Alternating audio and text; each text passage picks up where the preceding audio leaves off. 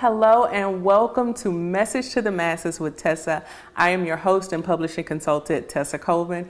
We're here for the leaders, the speakers, the entrepreneurs who are using their books to facilitate a movement. But we're not just talking about books. We're getting into the heart behind your big why for getting your powerful message to the masses. And I'm so excited that today we have Beverly Walthour, this woman here. She is a coach, she's an author, she is an entrepreneur, she does it all. And I can't say enough about you, but thank you so much for joining us today. Thank you so much for having me, Tessa. So we'll just get right into it. Tell us who you are. Wow. You said coach. Yeah, coach, entrepreneur, author, mentor, sister, auntie, all that good stuff. All of that. Auntie, sister, yes. A couple of times all over. Yes, all that. Just all about, like you said, creating an impact. For me, helping to ensure that those people that I am encountering, they leave better than they were before they met me. That's pretty much what I want to have. I love that. And so I love the fact that you're like auntie, sister, yes. And auntie again. All that good stuff. Yeah, all those titles, all those roles, yes. So aside from that, you are a business owner. Yes. And tell us who your people are. Who are you helping? How are you helping? Tell us. Give it to us. Yeah, well, as of now, this is what I say, but of course, I'm always evolving. And even when I started the first business years ago, to where I am now, I serve specifically Christian female coaches. And so my goal is to help support them in creating more impact and more income in their coaching business. And I just feel for this particular niche, especially when you're saying Christians, there's a whole lot that goes around that, especially when it comes to money and generating money. So for me, it's a matter of supporting them to see that for most of them, their coaching business is just a stepping stone to something greater. Mm-hmm. Many of them have a desire to open community centers for disadvantaged youth, mm-hmm. or helping women of domestic violence, or being able to tour across the globe. Mm-hmm. And so they know that this is just a small part of what they've been created to do. And so my goal is to help them, let's generate more of the revenue so that you don't have to worry about, not having the funds to support the bigger vision, mm-hmm. that you've been created to have. And here's what I love about what you said. I love the fact that you're very specific. That can be a little scary, right?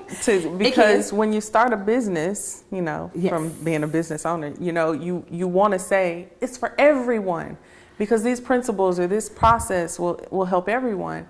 But what made you just go bold and say, this is who I help? Well, Tessa, I will confess that when I initially started, it was a little bit more general, because I wanted to see, before I did this, I had both a product-based business and a service-based business. So for me, I wanted to see who I could support the best. So when I initially started out in the online space, I did say that I would just help female entrepreneurs. Okay. And so that did include both product and service-based. Mm-hmm. But as I continued to work with these women, I realized that I helped coaches get the results the fastest.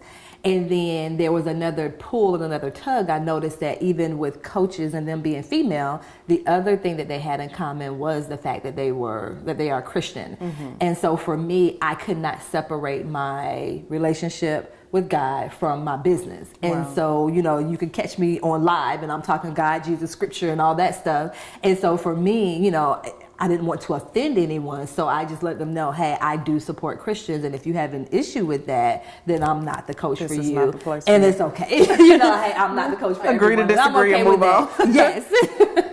But let's talk about that a little bit, because what I hear you saying is you've been on this journey. You didn't just Google some stuff. No. You didn't just check some market research. You went on this journey. Were you a Christian female coach or consultant who needed a coach and found it hard? Tell us about that. Yes, that's what it ended up being, because for me, because my relationship with God is so strong, I found myself when I was, trying to figure out who do I want to work with to support me, it was a lot of things that they were saying and doing that was out of alignment. So I I don't even remember the saying is what, chew up the fat and spit out, chew eat up the meat and throw away the bone. And it was hard for me though to decipher, from what they were saying and what they were doing. It was just hard for me to say, okay, I'm just trying to listen to the business stuff and I'm going to tune out all the other stuff. So for me, it was like I was tired of doing that. Okay. So I decided that I needed to align myself with someone that had a similar faith as me, and I did not have to hide what I believed, what I felt. If I referenced something, I knew they would get it. So for me, you are right. Because I couldn't separate the two, I ended up just aligning myself with someone that I knew understood. Was that easy? It was. It ended up, because once I made that decision that that's what I wanted to do, then of course it was like, okay, God, this is what I want, this is what I need, and then He's going to bring it to you. So the people, someone kind of was brought into my attention. I'm like, okay, this is what I prayed for, and then I'm like, okay, it's in alignment. So I just went with it. Like, I didn't say, okay, well, let me pray some more. Let me double check. Let me triple check. I'm like, no, I prayed for it. He brought the resource, and then I went with it. So that's how I operate. That's how. So I'm going to ask you this question. Yes. It's a fast action question. How many people told you, don't do that? Yeah, I probably, I won't say that yes, it was one person. Yeah, I was getting ready to say, it wasn't that they said don't do it. It was why. Are you choosing that particular niche because what they say about Christians and they don't like to spend money and it was all these So wait things. a minute. Yes. before we kill the myth, because I feel like a nugget is about to drop. Hold it. Just hold it for just a second. Okay. We'll be right back after the break.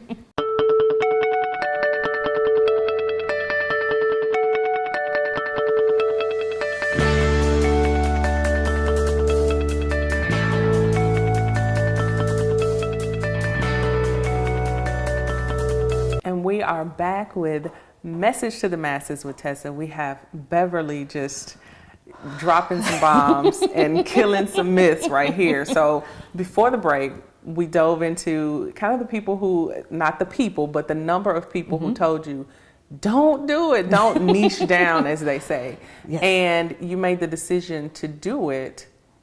Why? Because for me, like I said, because I couldn't separate my faith from what it was that I was doing, I'm like, okay, well, Someone got to give. I'm going to have to just put it on out there. And like I said, there were people that said, why did you choose that particular niche? Don't you know? Don't you understand? Don't you realize?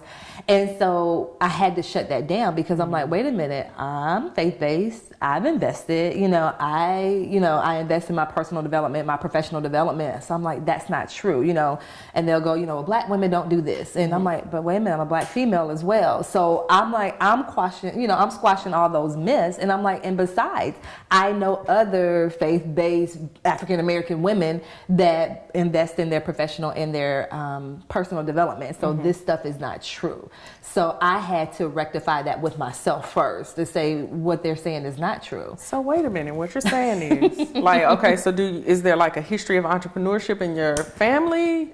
You know what? No. I didn't know until I was much older that my grandmother had like her own store. She had a general store, but other than that, this is why I'm asking, because there's a level of boldness there. And it's like, where did that come from? So I didn't know until I was after I had started my second business that my grandmother even had anything. But for me, it stemmed from me wanting something of my own.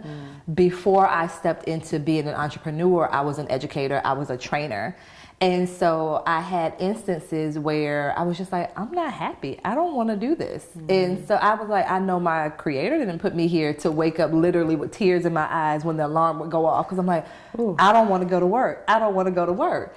And so that was kind of like the catalyst for me where I wasn't happy. And I'm like, I refuse to not be happy. I refuse to get up and spend a majority of my day in a space and in a place where I wasn't happy. So that was kind of like my motivator for me. Part of it was just my own unhappiness. And then having a couple of careers. So once I left teaching and then... A couple of careers. Yes, I transitioned from education into being a trainer. And so I went from, education is not considered corporate. So I went from that into a corporate environment. And that was my first time. And they were getting bought out and And I'm a merger, and I'm like, oh no. And every time that happened, I didn't know whether or not I had a job. Yeah, like every time it happened, it was, okay, we have to see whether or not your position is still here. I'm like, no, sir, no. So let's go back, because you said something I don't want the viewers to miss.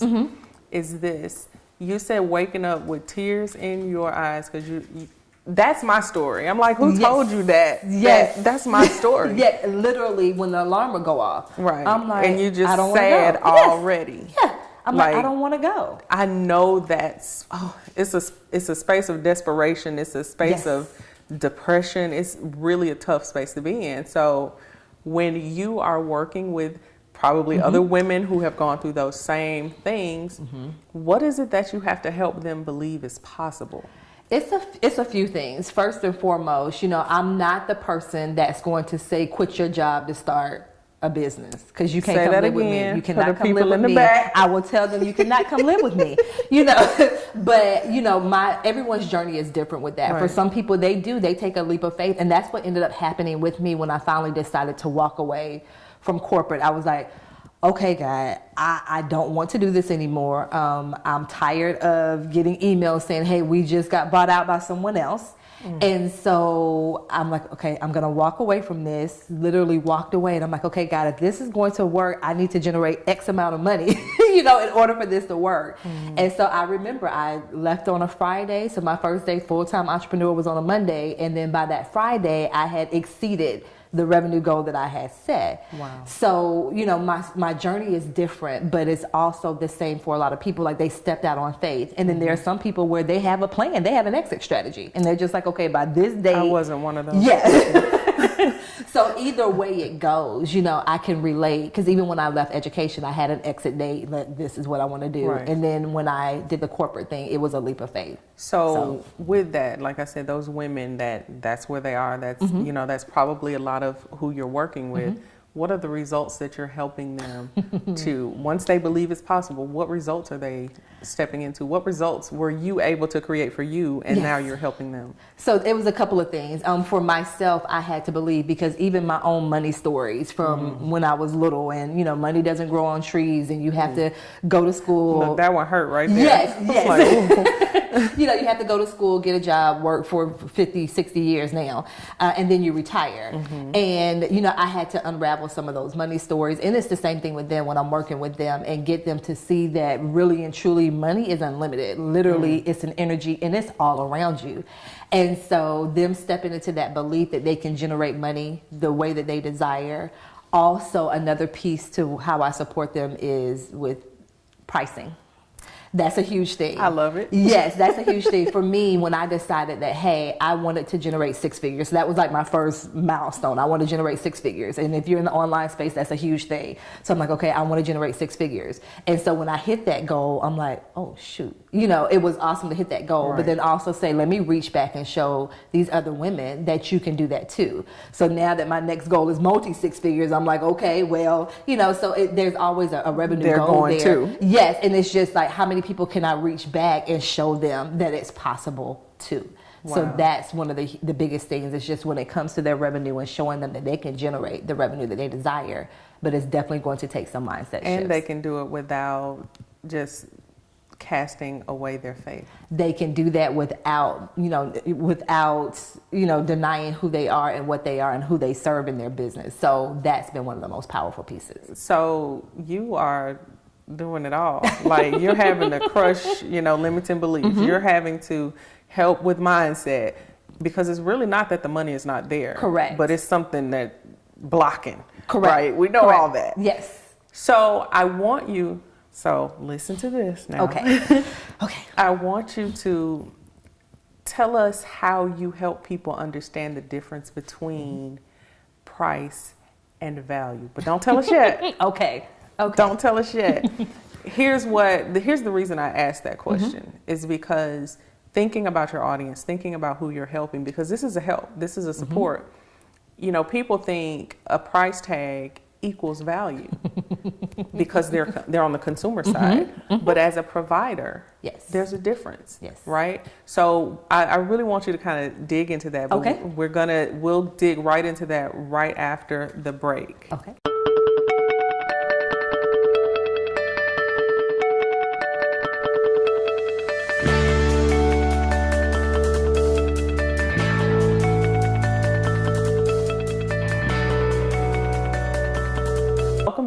This is Message to the Masses with Tesa. We have Bev here, and she is about to save some businesses. So if this is you, tune in, lean into the TV, because Bev is about to tell us the difference from a business perspective between pricing and value. And it's some shifts, because most of the people that I serve, they're usually the first time entrepreneur, just like I was. And so they have to shift from the employee mindset to an entrepreneur mindset, two completely different mindsets. Very different. Yes. And so the same thing, they have to shift from going to being a consumer, because that's what a lot of us are used to doing, we're used to consuming, to now being that person that's offering the value. And so that difference between pricing and value is the fact that, for a lot of them, getting them to see that everything that you bring to the table, because my people are service-based, so they provide a service.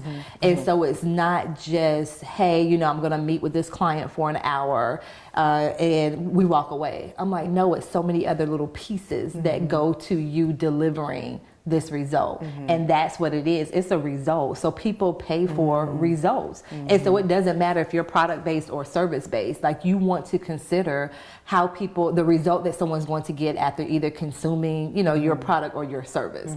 And for me to get my people to see the difference between that's probably one of the biggest hurdles to get them over. So literally asking them a series of questions as they're pricing their, as they're coming up with what they want to offer. And we walk step by step. It's like 8 to 10 questions that I ask them. And usually they come to me with a service already priced, and 9 times out of 10, it's severely underpriced. I was going to say raise it. Yes. Yeah. And usually I always use the analogy. They may come to me and say, well, Bev, I want to work with someone for 3 months and I want to charge them $397. And so I will say, so if your boss came to you and said, hey, Tesa, I want you to work on this special project. You're going to work on this special project for 3 months, and we are going to pay you $397.